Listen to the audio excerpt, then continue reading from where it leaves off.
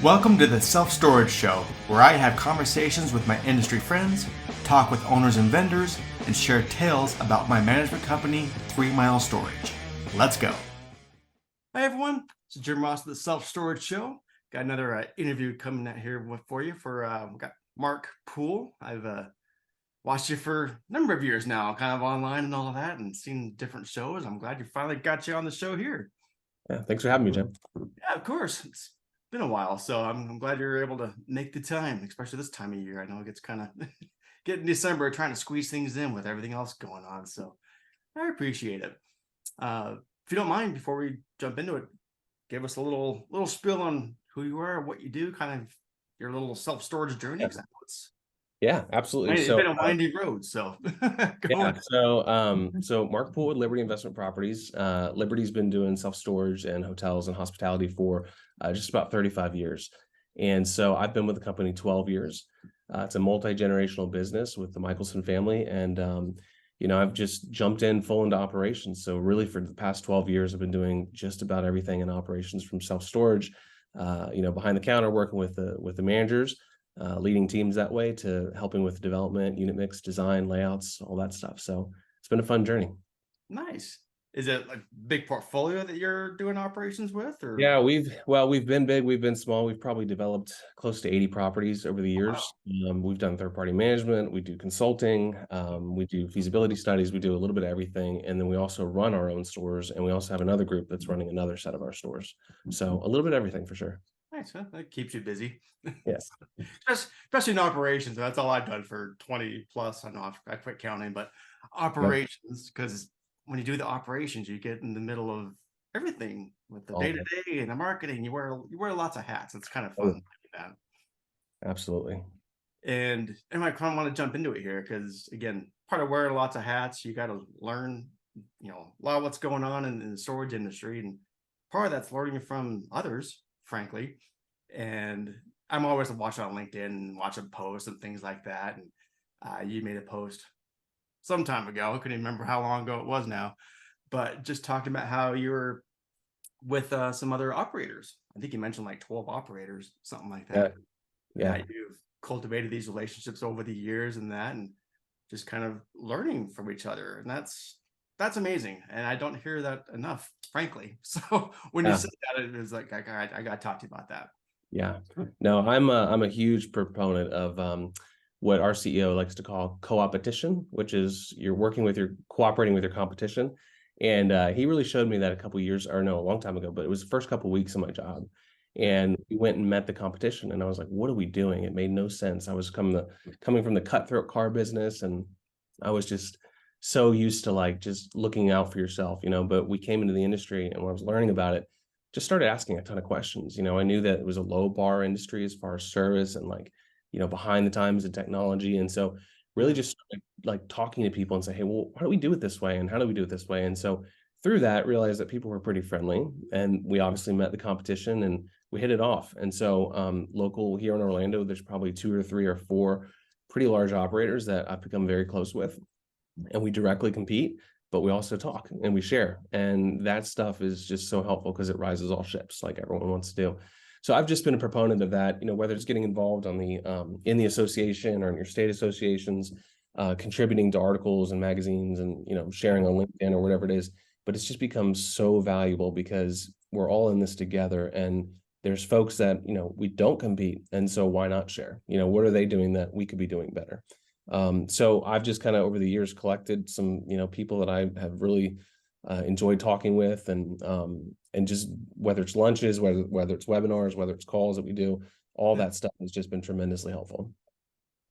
And walk me back a little bit. I'm just curious, when people are listening to this, I'm like, when you first started getting these relationships going, was it just meeting them at the shows, or was it just finding the information and giving them, hey, what's up? Yeah, I would say starting local was probably pretty helpful. Try to find someone who's, your state association. You can probably start there. But serving on the boards, you start to meet other groups, because that's where it's putting operators and vendors together. Yeah. And so through that, you just kind of start to have conversations and really, you can get a feel, but most people are pretty friendly, again, because we kind of operate in our 3 mile rings and 5 mile rings. It's like, there's certain things that you can just do, you might get one little thing from these guys. But yeah, I think it's just being open to that, and just like, we've always been an open book, and it's tremendously helpful. But I think it's a little bit selfish too, because I get a lot more of it out of it than people probably think, because I'm just want to gut check, I mean, there's a lot of things, like 2024 is going to be an interesting year. And so we just need to align and say, hey, is this something you're seeing, or what are you thinking about this? And it's amazing how much people have shared, and how many people that I've gotten to talk to. And so I mean, that would be my big encouragement. Just keep putting stuff out there, keep reaching out, keep building those relationships. Why do you think I started the podcast? That's exactly Seriously, right. it's the same thing, kind of selfishly. It's like, all right, if I'm not going to the shows, if I, that kind of thing, and they only happen every so often, I'm like, I need something that's more consistent. Right. Selfishly, that's why I started the podcast. It's like, cool, you want to come on? I'm learning just as much as everyone else listening, frankly. Yep. And it works out. And it's you mentioned something about people in the industry being so open and giving information. And I hear other people, other industries going, it's not quite the same. Maybe I'm just used to storage. That's all I've done forever. Yeah. I hear that a lot. That's like, Yeah. storage is a little unique that way. Yeah. So, count No, yourself. that's refreshing, pretty cool. for sure. So just kind of curious, I know coming 2024 is going to be a little unique. So maybe a little peek behind the door of how that last little get together went. What was kind of I think sure. I think, well, a lot of, we're interested to see what's happening. I think there's going to be a chase for some occupancy in 2024. I think people have reset. We've had pretty good years. Even I look at it from the past 12 years I've been in this industry, it's been pretty good, right? Like, we've been pretty greedy with ECRIs and rate increases, and having strong rates. There's been a lot of consolidation. There's been, just there's still new development that's happening. I think development is slowing down. So I think really people are just going to tighten up their operations. A lot of people are leaning towards remote unmanned stuff, which is another big thing. We use a group called Stories, which is a virtual management platform, and it's a virtual proactive approach. So that's been really refreshing. That's going to be kind of a model that we're continuing to push. But I think overall customer service is still going to be the biggest differentiator. And like, your 10 by 10 a box of air is just like mine. So we just have, as operators, holistically, however you do it, you just need to ensure that you're treating your customers very well, making sure you're maintaining your facilities, be very, very, have a fantastic strategy for your revenue management, be watching it, being able to adapt. I think the larger groups sometimes have a harder time pivoting.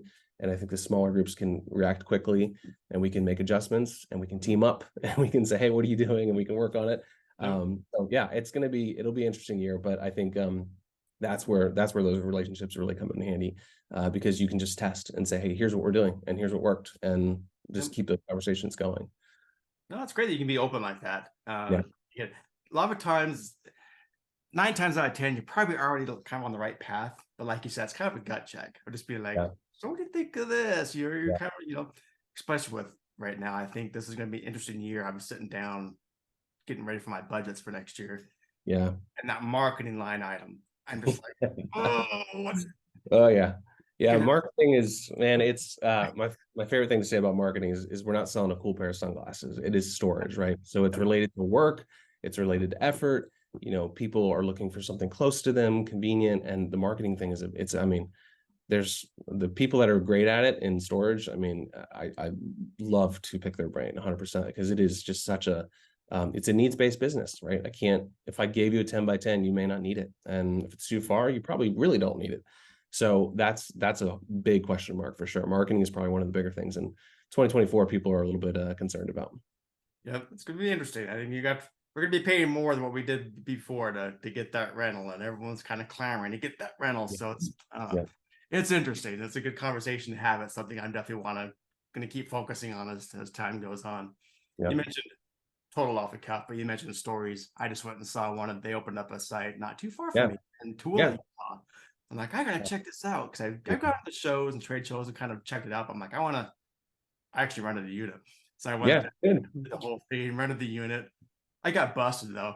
I was about 10 minutes into it, and I was renting the unit, getting all done, and then in the background, I see the head of operations peek his head in. He's like, Jim? Like, oh man, busted me. That's awesome. Well, you're probably not the only one. Yeah. No, but it was and I told him before, I'm like, I'm gonna go secret shop you guys and see how it all Yeah. goes. Pretty cool. So I gotta get them on, do a little vendor spotlight for those things. Yeah, It's for sure. pretty neat. Also kind of on your part of your resume is being the president of the Florida Self-Storage Association. Yeah.